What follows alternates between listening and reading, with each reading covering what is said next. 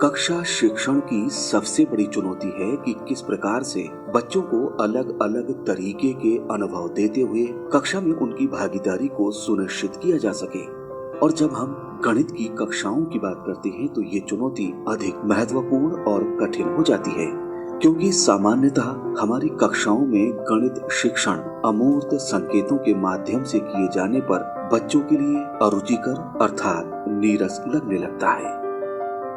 जबकि देखा जाए तो गणित हमारे चारों तरफ मौजूद है। आवश्यकता है तो बस एक ऐसा वातावरण और व्यवस्थाओं का सृजन करने की जिसमें बच्चे गणितीय संक्रियाओं और संप्रत्ययों का बेहतर ढंग से अभ्यास कर उसे अनुप्रयोग की स्थिति में भी ला पाने में समर्थ हो सके।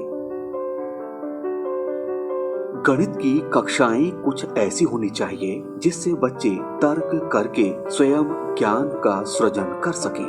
गणित शिक्षण करते समय बच्चों को विभिन्न समस्याएं देकर उनसे जूझने का मौका देना चाहिए।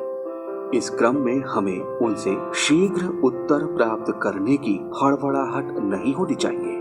हमें बच्चों को प्रोत्साहित करना चाहिए कि वे गणित की अवधारणाओं को अपने परिवेश में खोजें और ज्यादा व्यापकता से उसे समझें। आइए समझते हैं कैसी हो हमारी गणित की कक्षाएं। इसका पहला और सबसे महत्वपूर्ण बिंदु है कि कक्षा में गणित सीखने सिखाने के क्रम ELPS का प्रयोग हो रहा हो। E एक्सपीरियंस अर्थात अनुभव, जो कि ठोस वस्तुओं के साथ किया जाता है। L लैंग्वेज अर्थात भाषा, अर्थात बच्चे बातचीत के माध्यम से गणितीय अवधारणाओं की समझ विकसित करते हैं। P पिक्चर अर्थात चित्रों के प्रदर्शन द्वारा बच्चों की समझ स्पष्ट होती है।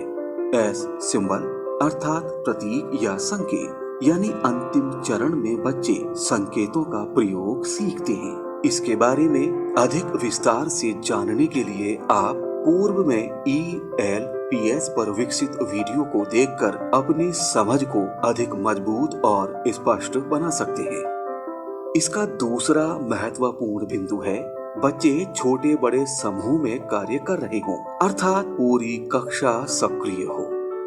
तीसरा महत्वपूर्ण बिंदु है सीखने सिखाने की प्रक्रिया में परिवेशीय वस्तुओं का प्रयोग हो रहा हो। चौथा बिंदु है बच्चे एक दूसरे से एवं शिक्षक के साथ संवादों पर चर्चा कर निष्कर्ष निकाल रहे हों। पांचवा बिंदु है बच्चे अभ्यास पुस्तिका के साथ शामपट पर भी सवाल हल कर पा रहे हों। और इसका छठा तथा अंतिम बिंदु है बच्चे अपने साथ साथ दूसरे बच्चों के भी कार्यों का आकलन एवं उसमें अपेक्षित सुधार कर पा रहे हों। आइए अब आपको लिए चलते हैं एक कक्षा में। देखते हैं यहाँ शिक्षिका किस प्रकार बच्चों को गणितीय संक्रियाएं सिखा रही है। शिक्षिका ने यहाँ सभी बच्चों को जोड़ियों में बैठा रखा है और प्रत्येक जोड़ी को कुछ चीजें दी हैं और उन्हें मिलाकर जोड़ने को कह रही है।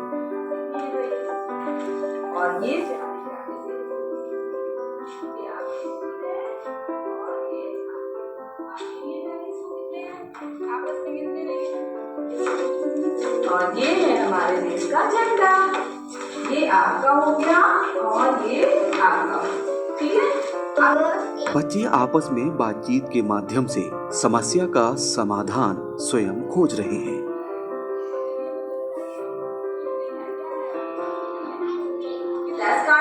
उसमें कुछ चित्र बने हैं ना।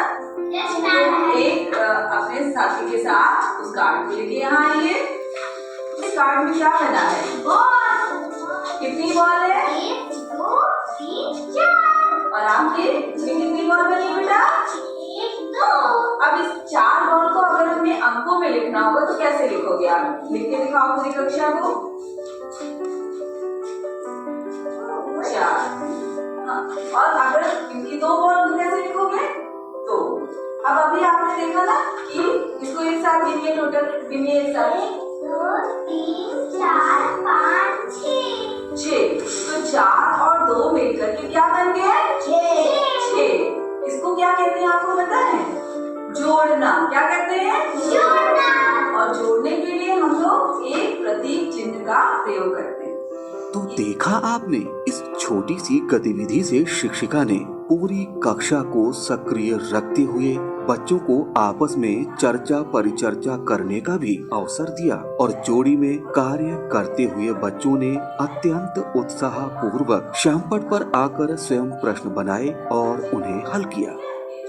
यहाँ शिक्षिका ने गणित सीखने सिखाने के क्रम ELPS का भी पूरा ध्यान रखा। आइए अब एक अन्य कक्षा में चलते हैं और देखते हैं कि यहाँ क्या हो रहा है। और आप टीम B हो, आप लोगों को ज्यामिति से संबंधित प्रश्न अपनी अपनी कॉपियों में लिखने हैं। सभी टीम के सभी बच्चे अपनी अपनी कॉपी में 4-4 प्रश्न लिखेंगे। फिर टीम A की कॉपी टीम B को दी जाएगी और टीम B की कॉपी टीम A को दी जाएगी। फिर आपने जो प्रश्न लिखे हैं उनके ये लोग उत्तर देंगे और आपने जो प्रश्न लिखे हैं उनके उत्तर टीम A देगी। इसके बाद जब सब लोग उत्तर लिख लेंगे तो आपने जो प्रश्न इनको दिए थे उनके उत्तर आप चेक करोगे और आपने जो प्रश्न दिए थे उनके उत्तर आप ही चेक करोगे। तो जो भी टीम सबसे ज्यादा उत्तर सही देगी वो आज की विजेता टीम होगी। तो आप लोग तैयार हो? तो चलिए शुरू करते हैं स्टार्ट।